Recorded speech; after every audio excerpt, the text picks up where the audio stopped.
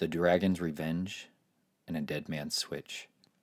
What do you do when the face in the mirror is suddenly marred by claws of a dragon who's hunted you from the days of your youth? Who do you call when you're bleeding out on the side of a highway after your enemy's retaliation found its target? The throbbing noise is a thunderous bellow of madness. The darkness of the night is suddenly rent open by phosphorus bulbs exploding, launching tracers of light. Metal shards slice through the sky, impaling themselves into the fabric of my body, clothing, tires, and the brush beyond the road.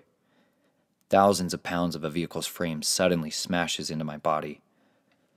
The impact launches me into the air and I'm tumbling through the darkness. My body bounces onto the rocks before tumbling again and again until I'm jarred to a sudden stop. Just yards beyond my body is a 40-foot cliff of broken shale and scraggy oaks, inching their way towards the stars I'm now seeing. My head is pounding. My heart is charging through its paces, ready to beat its way out of my chest. The tattered remains of my pants lie in ribbons around gravel-raked knees and shins. Some internal evaluation determines I'm still alive and kicking, but I know my life may be a temporary reality. I'm assessing myself, determining which injuries are most critical. The blood gushing into my left eye and pouring off my face is disabling, but not critical. Every breath is a reminder of how much damage my torso has taken. Confusion and chaos erupt against me, but an immovable belief holds me back from the pit of destruction. Etched into the fibers of that hope is a well-seasoned confidence. My war is not yet over. Tonight is not the night when the dragon will have his long-sought revenge. The thoughts come crashing through my mind, one after another. I see the world slip in between beats of adrenaline, which are focusing me into a purposed and practiced way of surviving. My hearing begins to focus in, and I notice tires screeching to a stop. Shapes are exiting vehicles. I don't know their faces, but the strangers coming towards me may be here to finish what they started. Before a moment turns to two, I hear the truth. I need to get out of this alive. Nathan must survive. He must live and not die. He must get home to Chelsea and Naomi. We have to get home to them. We can't die here. Not now. Not like this. I'm not done here. I'm not ready for this to be where they find our body lost while fighting in a ditch. For the first time in far too long, a part of my heart which was so committed to death wants to live. We desperately need to be not done here. We survived a lifetime of death, but now we want to live in the season of rest. We want to have a family, to see our daughter grow and become who she was destined to be. We need to see our daughter fulfill her miraculous purpose on this earth. We know that she is here for the glory of the one true God who entrusted her to us for such a time as this. She is the daughter who inspired me 3 years ago to finally leave the tattered world of murderers, monsters, and money-hungry thieves. I forsook the generations of left-hand pathwork and renounced the sins of my ancestors who prepared a wicked road for their children to be feasted upon. They did this by making deals with devils during goetic magic ceremonies that soon helped them to build a fortune on the blood of betrayal. They chose to sacrifice the future of their firstborn children for the sake of building a dynasty. However, I choose to rebel from generations of their rebellion. I gave up families, I gave up friends, fortunes, and a filthy fame that consumed my restless soul for decades. I finally quit running from the man in the mirror and I faced the coward within. I gave the many shattered pieces of my soul back to the creator of hope, the author of deliverance, and the one who saved a wretch like me. I gave him my blood-stained hands and I turned myself in. I was so tired of hiding from the horrors of what I'd been made to do. I was so angry for the things I did to people I was ordered to make go away. I wept for weeks, and then months, and now years for the people whose lives I'd left ruined and shattered after their own coincidental accidents, left them bleeding out on the side of the road. Even in the suffering, though, I found faith buried beneath my burdens of regret. I came to believe again that the Creator alone could somehow make my dealings with death into a testimony of coming to follow the resurrected King. The God I now choose to serve holds the keys of death in his pierced hands, and no longer will Apollyon rule over those who choose to call upon his name. The Redeemer held my bloody hands, and he did not turn from my shame. He did not push me aside and leave me to be burned. He lifted me out of the strange family fires that I was born and raised within. He did not cast me away, but he drew me out of the mire of madness and the furious anger, my bloodlust and my hate. He put upon me a peace, and I'm unable to comprehend it. He quenched the fires of doubt with showers of his faithfulness, and he did not leave me in the house of horrors where incestuous fires were kindled year after year. He showed me that he is not like my earthly father. But unfortunately, like too many children out there, I was exploited and trafficked into being many oath keepers' very own night of regret. I was the compromised flesh for their moments of fame and fashion. My fleshly father turned a fortune-blinded eye to the lusts of family members and politicians alike. Though that was the life I grew to know as normal, I can, and now choose to, break that cycle of abuse. As for me and my house, we have chosen to serve a different God. We have chosen to serve a different master. We have chosen to serve the Most High God, the one who forbids such detestable things from being done, the one God who does not keep secret the family's dark ways. He's a good father who protects and provides and ensures that each and every one of you could receive a new life. Because I chose to leave the darkness and call upon his name, he proved that he came to set the captives free. For I know he smuggled me and my family out of that wretched world, and he gave me one full of authenticity and hope.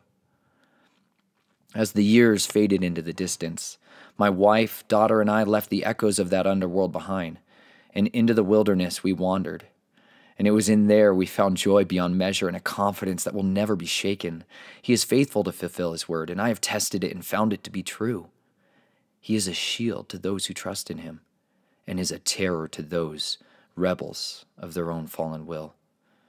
With our own eyes, we have witnessed him jam the weapons of disciplined and trained assassins, stop curses from witches who walk in realms of power few imagine as real, and we've seen him cast off the cowardice within.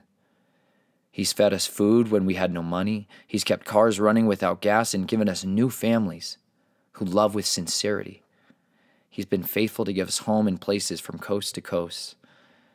Now, the words I speak next are for those who may still be on the fence, wondering if it's worth persevering.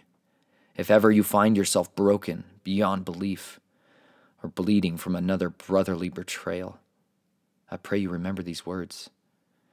If there is still blood in your body and breath in your lungs, you can still testify of his goodness and his mercy to all. You can call upon him who is able to save you, and he will deliver you. His name is salvation. He is the one I called upon when I was a young man full of vengeance, hatred, and rage. He saved me then, and I know he would save me the night when my world exploded from speeding wheels, leaving lanes, and finding their target. You see, the truth is, coincidental accidents, they never make the headlines like a man murdered in a violent crime. They get buried on the columns of page 12 of the local news everyone skips over. Family members placed within the ranks of editors and writers make sure the headlines read just the way they like. And after all the blackmailing being held over them, whispers of the evil of who they really are. So instead of hearing the story, the masses pass over the truth hiding in plain sight, missing the martyrdom of people who spoke the truth and paid for it with their lives. The families know confessions of a dangerous mind only get validated and vindicated when whistleblowers are discredited, destroyed, or dead. But of course, I'm only speaking in hypotheticals, right? You see, the truth is, the war is getting bloodier every day. For those who'd like to know the truth, go ahead and spend some time looking at coincidental accidental deaths or the near misses in the last 12 months, and you will see their scale-covered fingerprints all over it. I ask you, though, what should we expect? If the people continue to be willingly ignorant of the enemy's schemes, if you do not study and learn your enemy's tactics, you will not see his agents at work. You'll pass over their sigils, their symbols, and their markers of death, dismissing them as some language of paranoid people and conspirators alike. ever seeing, and yet you're never coming to the truth. We accept the deception and call it lovely. And in doing so, the sorcerers and architects live as kings behind the walls of shame-soaked souls. Day and night, the circus we call life plays on while billions pay their lives away to watch a televised message to the masses. The Hollywoods wand out their entertainment as a mockery of people who protect their own enslavement. The endless spells are broadly cast over the nations, sending forth a false light, continually blinding them from coming to the truth. For soon enough, their curses are going to fail them. Their gods will die like men, and their crowned and conquering child will be crushed beneath the pierced one's feet.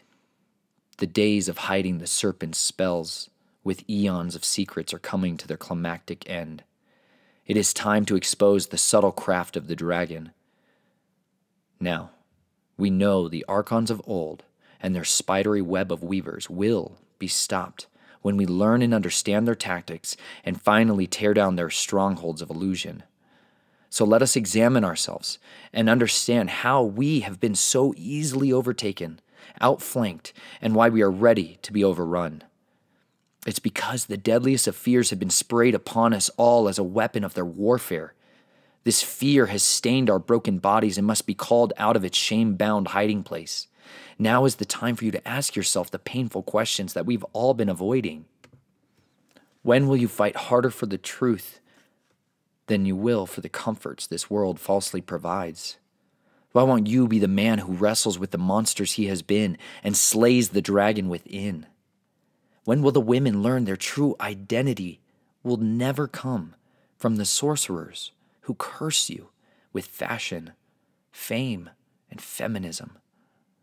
When will our children be protected from poisons and perversions raining from our skies, spliced into our foods and served up in the prisons of indoctrination we call our schools? When will the people be willing to turn from their fear of men and finally fear the one who can throw our bodies and spirits into the fires? Do you not know that we are here to invade enemy territory, to sneak behind enemy lines and sow in seeds of forgiveness, love, passion, conviction, and above all else, His truth, never knowing what these seeds may bear? For with these seeds we may feed a family in their hour of hunger, and with a different seed we may sow it into a rocky soil where it will lie dormant. Decades and centuries may pass before the soils, once hardened by generational curses, will suddenly be churned and broken by the plow of a pilgrim, a faithful pilgrim progressing on his journey of a covenant to the King. And soon the seed may be watered with hope for the first time. It may taste of the goodness of unconditional love and begin to grow roots into the fertile soils prepared before the firm foundations of the earth were laid. The leaves would stretch forth towards the sun-kissed sky they longed to gaze upon, a sky of sapphires, rich and vibrant as to cast off the crusty shells of shame, once concealing its beauty beneath the grime. Those trees would grow into palaces and places of provision for those who have been trapped behind enemy lines. Chelsea, Naomi, and I are one family who stumbled our way through the darkness as we escaped from furious knights of Gnostic orders and criminal members of off-book military organizations. We found refuge under trees that were planted by men and women, some of whom laid their seeds of faith thousands of years ago. Those pilgrims were courageous enough to choose to fight for their family to be free, and lives were laid down in repentance from the stains of mistakes that were wished never to have happened. They are the true heroes that have gone before us, that looked upon the idols of industry, their magic kingdoms and child-ravishing kings, and said, "No more." They were warriors of a different breed who fought not out of greed, hatred, or revenge, but rather they fought by their refusals.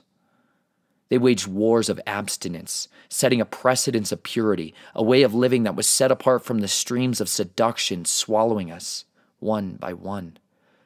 They fed the enemies with forgiveness, mercy, compassion, and hope. They offered shelters to spies and hid children who were commanded to be killed and gave them an authentic life instead. They created underground railroads and smuggled families from bondage into homes of healing. They built cities and called them refuge, mercy, and deliverance. It is in those set-apart places where they let the guilty and demented come and seek justice against the true perpetrators. They stood boldly before princes. They bowed before the king and denied the accusers the leverage they sought to condemn their souls. They lived their lives with gratitude, with passion, with laughter, and with hope. Their love for justice and conviction for his truth overthrew nations far greater than our own. They conquered kingdoms with prayers of repentance and found that vengeance was best entrusted to the rider on the white horse, not the end of our keystrokes of slanderous judgment and condemnation. They slew dragons with their own fire. They shut the mouths of liars and lions alike. They loved without rational understanding and nursed wounded wolves back to health. Their testimonies have held together the shattered pieces of millions of broken hearts. They are the true saints which have gone before us. They left this world speechless by standing in a silent devotion to live authentically instead of dying with regret. They were a strange people, remembered for their commitment to a covenant that promised life for life instead of death for death. They are a people who need to be remembered, not with candles of necromancy and pagan holy days, but in the way that we let their lives echo through our own. Repentant tears need to stain our cheeks as we weep with those who weep and rejoice with those who rejoice. We need to be the ones offering our bodies to be cut in pieces in their coliseums of public opinion. We need to post on their walls our testimonies without apology or regret. We need to be free from our fears of anything other than honoring his name and dying in our quest to slay the dragon once and for all. And this, dear reader, is how we will see the end of our torment once and for all. The keys to our enemy's destruction were written with revelation long ago and must be used in this war of the ages. The enemy, the dragon, that devil of old, is defeated by the blood of the Lamb, the words of our testimonies, and not loving our lives even unto our death. The words of all our testimonies must be authored, spoken, and brought out of their hiding. They will strike out as an arrow aimed at the heart of the beast's kingdom. These words will, in the end, bring about its utter defeat. Let me then show you how I've contended with this serpent of old. The war is raging, and it's time I expose my family's serpent secrets and how the Reynolds were ensnared by his ways. Long ago, a tradition was started in the families. It came when a beloved man betrayed his king. The price for his murderous ransom was 30 pieces of silver. My families are keepers of this silver. For thousands of years, these coins were used to strike unholy agreements, unequal covenants that bound fortunes to blood, betrayal, and bondage. Each family who keeps a coin must pass it from father to son. This coin is passed down as a reminder of the covenant our lineage has with this beast. It is called the Joshua coin. The Reynolds are taught it is one of the 30 pieces of silver Judas received for betraying Jesus of Nazareth. This coin possesses the power to grow the fortune it is placed upon and to turn it into a kingdom the old families and religions would covet, but not be able to control. To a father named Hardin Reynolds were born children, two of whom, Abram and Richard Joshua Reynolds, would grow empires of gold out of nothing but dirt. R.J. Reynolds, in his working, would manifest a titan of addiction, seducing the world with tobacco, drugs, and chemicals that would kill and corrupt billions. While Abram chose a different path after finding deliverance in his own ways, never grew this same kingdom, but instead lived a life of truth and humble livings. Other secrets revealed to the other families of Reynolds taught them how to turn ore from the earth into aluminum. The Reynolds Aluminum Company would birth the metal used in everything from nuclear submarines to the Reynolds wrap found in every household. The byproduct and waste of this metal production, barium, titanium, and the fluorides, are then sprayed from the skies and sold as prescription medicines or dumped into the drinking water so the world will digest its profitable, toxic waste.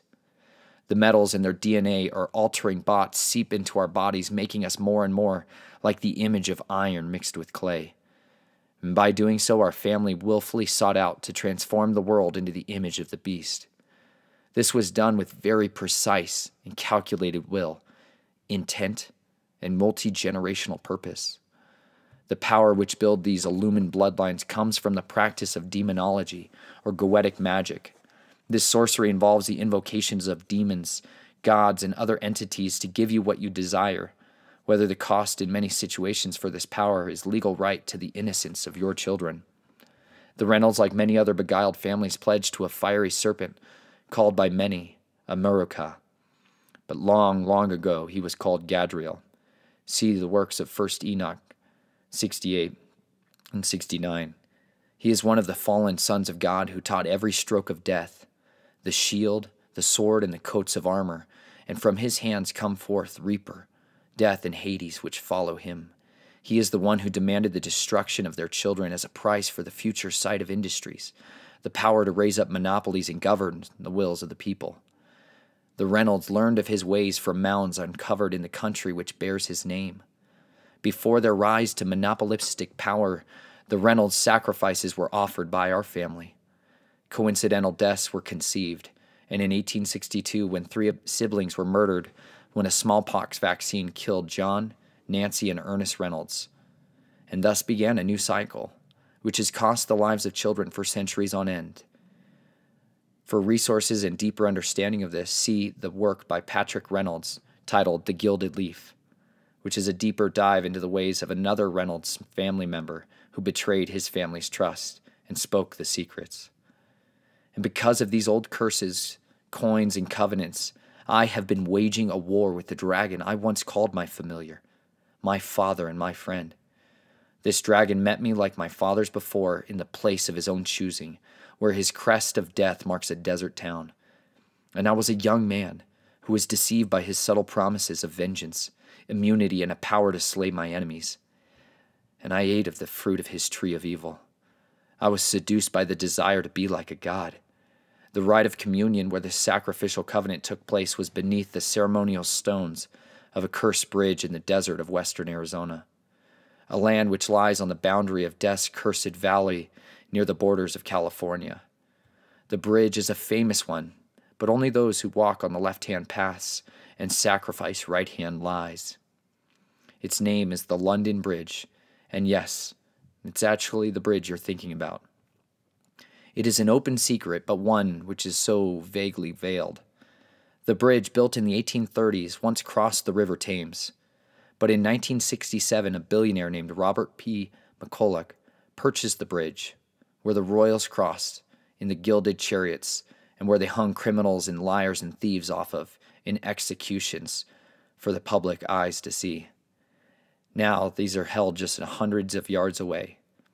Soon it was shipped stone by stone from the center of London and reconstructed over a desert wasteland turned green by Rosicrucian blackmail and a Jesuit's pledge of protection. The acre of land on which the bridge was built was given to the city of London by the city of Lake Havasu and the charitable donors of backers and billionaires, making a veritable embassy for Great Britain. This foreign territory makes it nearly impossible to have crimes investigated and allows evil instead to thrive and fester. The spiritual hold over this territory only darkens its range. The boundary stone under the heraldic dragon marking the boundary gates from the original palace states, "The boundary of the city of London, England, established in Roman times, is marked by a heraldic dragon at each entry by freeway. This dragon marks the boundary of the city of London, land, in Lake Havasu City. It is in Lake Havasu City, Arizona, where in 1971 the Lord Mayor of London, Gilbert Inglefield, stood in ritual magic and laid the stone on which London's heraldic dragon was loosed from his chains. The same mayor who year after year received the giants Gog and Magog in honor when the city of London holds a parade to the gods of old and the gods of new. The founding of the city was no coincidence. Starting out as a cross-marked runway in the desert between Phoenix, Los Angeles, and Las Vegas, it was named Site 6. It soon became used as a rest and recreation site for World War II B-17 bombing crews to have fun, no matter what their appetites were. Years later, Robert McCulloch bought the base and the land which became Lake Havasu City. Even the very Wikipedia article for Site 6, Lake Havasu, states, R.P. McCulloch desired to make, quote, a fantasy island, end quote, out of the land and build a test center, quote, for mind control experiments, comma, the MK Interim line of products, end quote. See Wikipedia article referenced within. The London Bridge and the adjoining island complex was conceived to provide secret tunneled and private access built into various hotels, houses, waterfront inlets, parishes, and runways. The city grew by allowing cults, rogue military and religious organizations to come and indulge in unbridled human research and experimentation. Well-placed prosecutors, police, priests, and politicians were there to make sure the secrets stayed buried. Even today, it is known for its spring break reveling, where people with deviant desires can come and entice and exploit children and feast on strange flesh. Families and individuals began to be trafficked to pedophiles and pornography production studios all across its city limits, even the places down by the bay. These acts of deviance, rape, and murder were recorded and sold as a product of this retirement community in the Southwest, the primary product being compromise. The highways from California, Nevada, Mexico, Utah, and Arizona distributed this modern-day sodomite ideology and practice across the United States. Widely recognized and investigated cults like Synanon coerced victims into sexual deviance of the worst kind and ultimately began to train assassins in Sindo martial arts there within Lake Havasu city limits. These agents, dubbed the Imperial Marines, then infiltrated the ranks of governments, corporations, and communities alike. Their tactics for control relied on hypnosis, coercion, and threats to blackmail investigators, business partners, and anyone deemed a suppressive person. Paul Morantz, a man who fought for decades to expose the criminals of different cult organizations, specifically like Synanon, was rewarded with rattlesnakes placed in his mailbox. The rattles had been removed so they would not be detected. He survived the attempted murder, and yet has in many ways been successfully silenced in the media abroad. And all the while the cult members slither their way into the groups, like the Knights of Columbus, where they change names and move into more profitable, child-rich waters. To this day, the governor of Arizona, pastors, politicians, princes, and the cardinals stand on this dragon-crested bridge when they give medals and awards, honoring citizens who sold the most lies, authored the greatest confusion, or molested the most altar boys. And by doing so, they make sure to appease the people who know all too well all the incriminating details about where bodies stay buried with their secrets held in state. The details of which were published and will continue to be published by the survivors of their crimes. The victims who once had no way to fight back have learned there is more power in the pen than the swords who once drenched with our vengeance. The reasons I reveal this information is because I am able to confirm the first clue I'd left in my book, Snatched From The Flames, has been verified. To those who do not know, in the beginning of my book, I informed the readers of a map tucked within my book that hid the locations, places, and identities of many of the true dragons hiding in plain sight. The foreword states, "The book you are about to read is a true story. It is published in direct disobedience to the family's orders. Some of the names, places, and dates may have been changed. This has been done to protect the innocent. With that being said, those who have eyes to see and ears to hear will find a dangerous map hidden within. The format, chapter location, and structure are engineered to facilitate the revelation of this map. If you can decipher the text, use the clue, and follow the breadcrumbs, they will lead you to the gold-laden coffers of chaos, the perpetrators of perversion, and those sycophantic serpents hiding in plain sight. May each of you hungry hunters seek to expose truth, freedom, and redemption to all. I challenge every person who starts this book to read it all the way through. Read it carefully, page by page, and chapter by chapter until its final word. This book will not be easy to read. There will be a million reasons to quit along the way to its conclusion. But if you endure the distractions, the fears and frustrations, I assure you of this, it will be worth it. For the words written within have the power to change your life and the lives of this world forever." Code begin.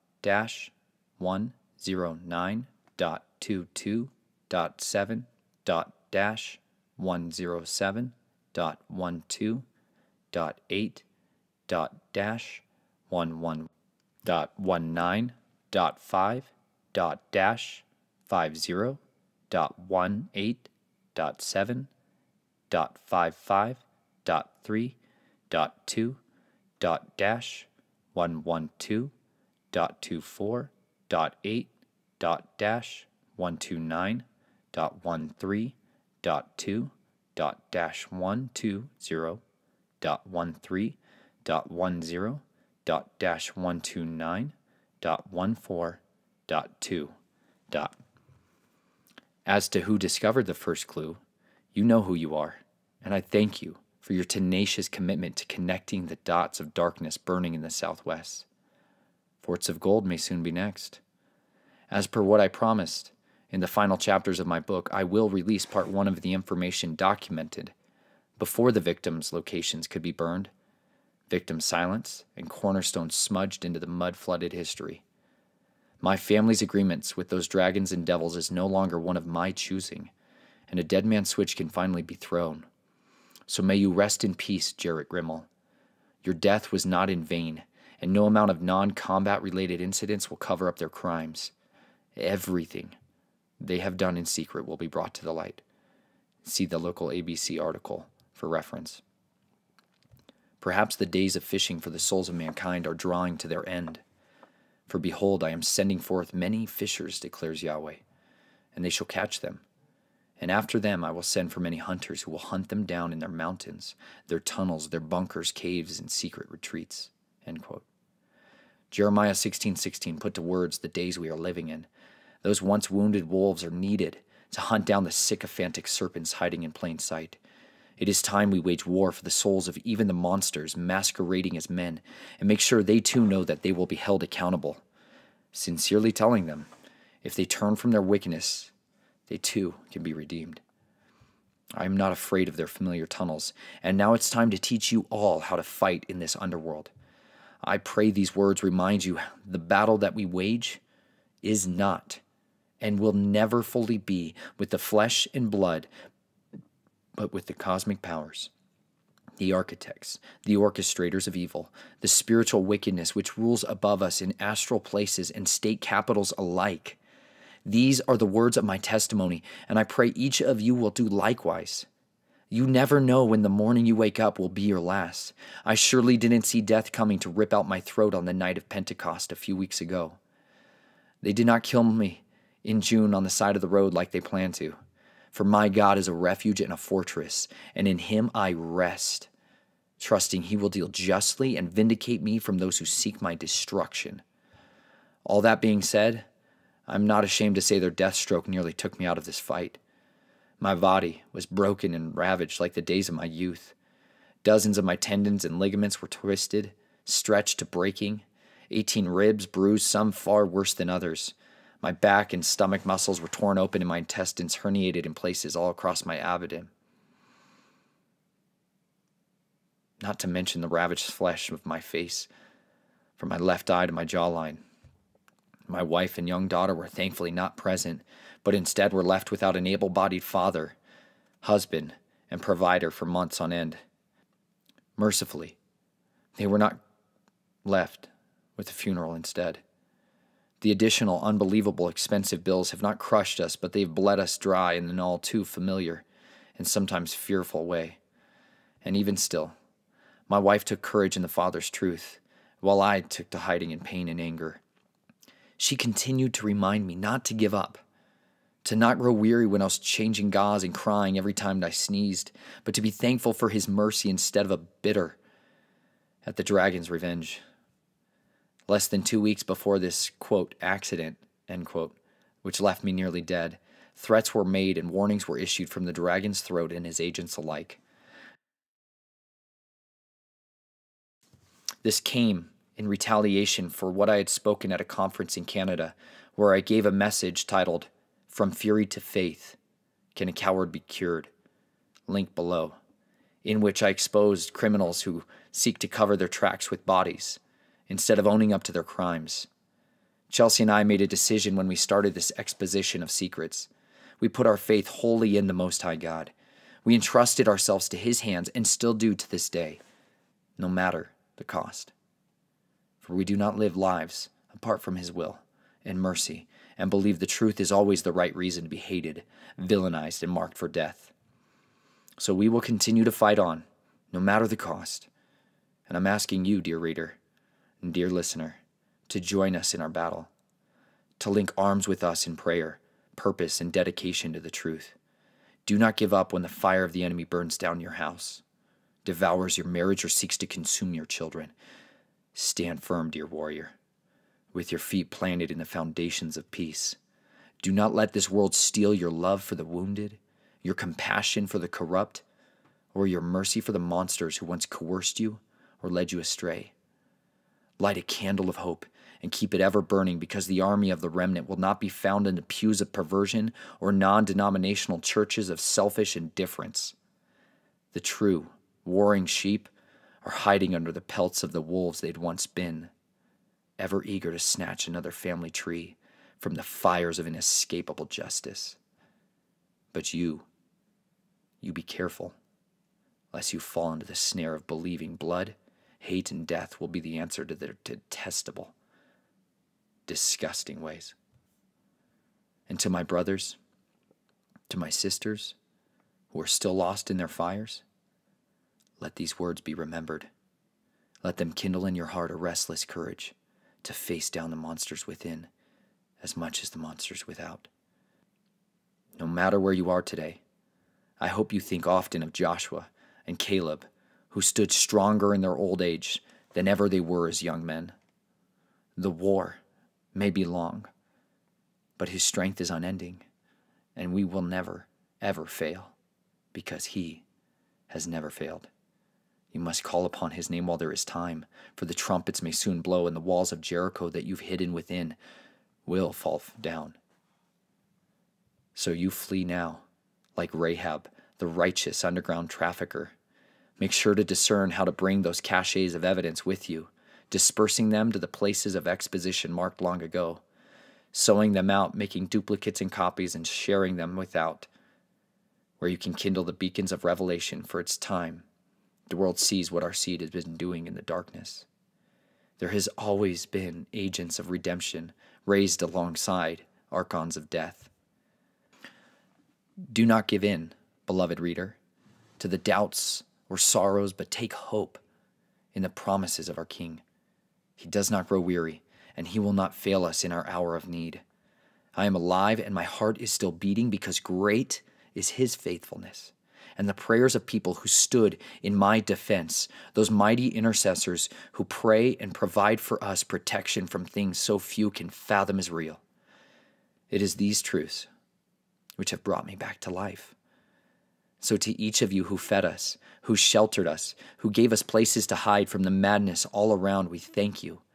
To Suze, I thank you for showing me the power of faith. To Cordell, and to all of those who grew up in their pits of violence, where absent fathers taught us life comes through fast fists, harsh words, and sharp blades. To Austin, for counting me worthy to hide in that hole when the others were blown away. And of course to Savannah, thank you for teaching a soldier how to fight for his future, his family, and the people who needed to be delivered. The enemy never wastes his limited munitions on the dead, but rather he targets the bold leaders who step out of the trenches and turns his prized weapons into double agents. Though the sharks may smell our blood in the water, it will only lead them to their own undoing. Be courageous now, for soon the storms will blow, when the world's eyes are finally open to the rings of child-exploiting psychopaths hiding in seats of power all around. They will call for blood and death and justice, just like the French did hundreds of years ago. But their revolution brought them death and destruction. And the answer is not a guillotine and riots of regrets, but rather careful, deliberate actions must be taken to make sure the guilty are not able to escape by our dissociative rage like the Nazis before and build themselves a new Reich. Instead, the world will call for people who know how to turn the personal abuse vendettas into a worldwide judge dread. Soon our screens will be bombarded with greater problems, managed reactions, and orchestrated solutions. Solutions like an organization of people who will avenge these crimes by investigation, interrogation, and ultimately the killing of the monsters of this earth. The reward for this great culling will be hundreds of trillions of dollars of multi-generational bloodborne wealth seized as assets and forfeitures for criminal activity. This wealth will fund the most extravagant age man has ever seen, a new golden age shining with the radiance of deceptive light. The demand for justice will be so great the world itself will vomit up the keys to their own escape. The devilish solutions to this great evil will subtly lead them to demand a new world court, like the Palace of Peace in Astana, Kazakhstan, or the Israeli Supreme Court building in Israel, a place where the greater world's religion can understand how to set differences aside and build unto themselves a court of justice where blood can flow. This system will be used to encircle the international cabals of chaos with a fiery serpent, out of which a new phoenix will rise. It will be a new world order for the ages, engineered and orchestrated by magicians and theosophists of the order of Alan Moore, Aleister Crowley, Edward Bernays, Helena Blavatsky, and Heinrich Himmler, where men, like Nicholas Roerich, who placed that all-elusive eye on the dollar bill and built geomancy-charged master skyscrapers for ritual spells to be broadcast across their new Atlantis. Broadcasts that still echo to this day across our black scrying screens we call phones, tablets, and televisions. The message of the muses, manipulating the innocent masses who would brick by brick build the rebels' tower once again. So be careful, dear reader, lest you be found full of the strange fires of those Gnostic thieves and end up like Nadab and Abihu from Leviticus 10. Be humble, even as your wisdom and understanding grows. Have mercy and patience on those who doubt your words and seek to discredit you for your newfound hope. Do not let this world steal you another moment of your time, but instead be sovereign to your convictions, to your home, to your land, your covenant, and your tribe. Be slow to anger. Be quick to listen, even if their testimonies are inconceivable and worse than you can imagine. Let us not be keepers of hypocritical oaths, non-existent NDAs, and compartmentalized classifications of secrets which ensure corporate criminals, religious rapists, and government goat worshippers are thriving. Today's whistleblowers pay less with blood and more with pen strokes, legal reprisals, and frenzied character assassinations. So do not waver from your commitment to see this through to the end. Stand firm when those fiery arrows rain down. Let your belief shield you. Let the truth hold your hope together, and may you be guarded by the righteousness of our King. He will vindicate you all in due time. Remember, do not fear the ones who can kill the body, but fear the one who can destroy your body and soul in a fire that does not come from iniquity. Let us not battle against brothers and sisters who are still in their way towards a narrow walk. Read the books of Judges, James, and Jude to fuel your fight with love for your enemies and neighbors instead of being like Cain and the rebel angels bound by the mark of hatred. Test the spirits always and follow the words of 1 John in his letters written for times as these. I hope you will pray for us and for all those who are in this fight. Pray for those of us who daily go behind enemy lines, infiltrating their meetings, capturing the evidence, and individuals who long to be free, rescuing them from the darkness they were enslaved in. Support those who you believe are bringing forth good fruit, covering them with encouragement, patience, prayer, and peace. Share the truth no matter the cost, for by doing so, we will, when it's all said and done, slay the dragons of old. My name is Nathan Reynolds. These are the words of my story, and I challenge each and every one of you to fight more furiously today for the peace and for the hope that tomorrow may have.